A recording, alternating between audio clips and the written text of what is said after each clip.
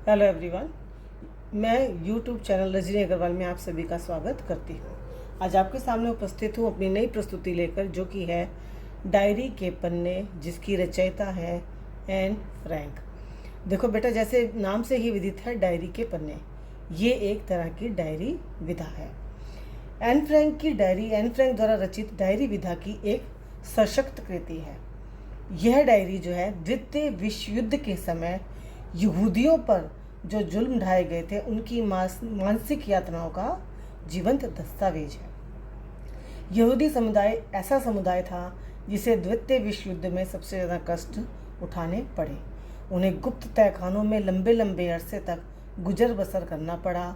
वहाँ उन्हें भूख, गरीबी, बीमारी, शारीरिक एवं मानसिक पीड़ाओं को सहते हुए पशुओं जैसा जीवन जीना पड़ा। जर्मनी के नाजियों के शिकंजे में फंसकर उन्हें अनेक अमानवीय यातनाओं से दो दो हाथ होना पड़ा। एन फ्रैंक की डायरी दो यहूदी परिवारों के अज्ञातवास की व्यथा कथा है। एक था फ्रैंक परिवार, जिसमें माता पिता और उनकी दोनों बेटियां मार्गेट और एन थी। मार्गेट की उम्र 16 साल और एन की उम्र थी 13 साल की। उनके साथ दूसरा परिवार जो था वो था वानदान परिवार, जिसमें कौन थे? एक दंपति और उनका बेटा पीटर, जिसकी आयु थी 16 साल। और आठवां व्यक्ति जो था वो थे मिस्टर डिसेल। मतलब ये कहानी जो है 8 सदस्यों के चारों ओर जो है घूमती है।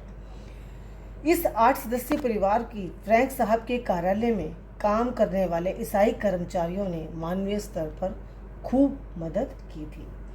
एन ने इसी अज्ञातवास को कलमबद्ध किया।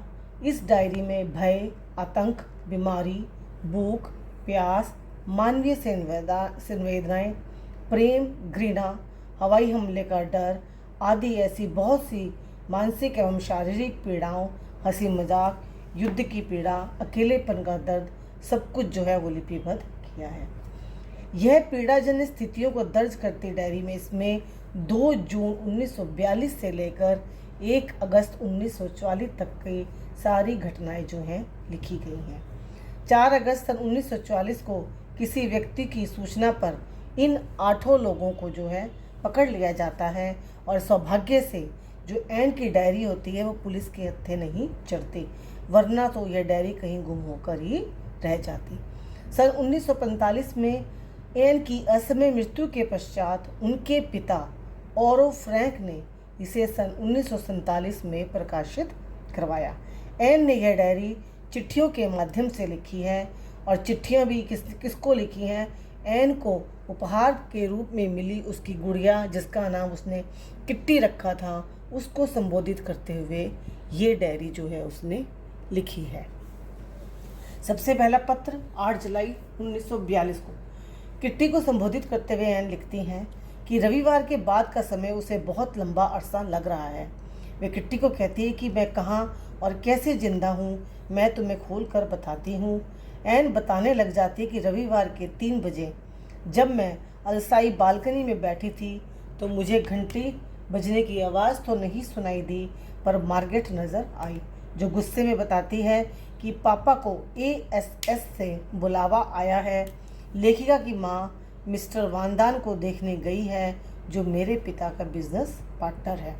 सुनकर मैं हैरान हो गई। मैं कौन? एन। सभी बुलावे का अर्थ समझते थे। मार्गेट और लेखिका एन बात करती कि हम पिता को ऐसे समय छोड़ नहीं सकते। उनकी माँ भी इसी के बारे में वानदान से बातें करने गई है। मार्गेट बताती है कि गुप्त आवास में जाने वाले कुल मिलाकर वे 7 लोग होंगे। माँ को जब पता चलता है कि मिस्टर फ्रैंक अस्पताल में किसी को देखने गए हुए हैं, हम सभी निशब्द हो गए। तभी घंटी बजी। लेखिका बोली कि हेलो ही होगा। लेखिका बताती है कि दोनों ने हेलो को माँ और मिस्टर वानदान से बातें करते हुए देखा था। फिर हम दोनों ने किसी को अंदर नहीं आने दिया। मेरी माँ ने हम दोनों बहनों को बाहर भेज दिया तथा कुछ गुप्त बातें की। मार्गेट ने लेखिका को बताया कि बुलावा पिता के लिए नहीं वरन स्वयं उसका आया था। मैं चिल्लाई, परंतु यह सोचकर थोड़ी खुश हुई कि वह यहाँ नहीं जाएगी।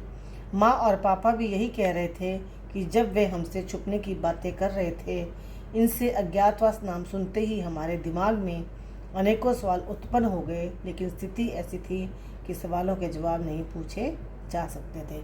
बच्चों, ये था डायरी के पन्ने का भाग 1।